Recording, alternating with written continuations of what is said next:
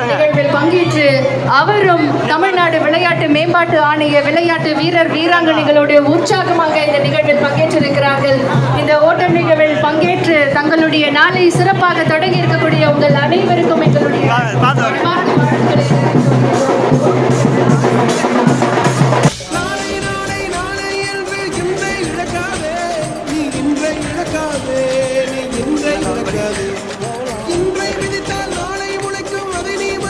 போட உயர்த்துங்க மாமா, போட நல்லா காமிங்க.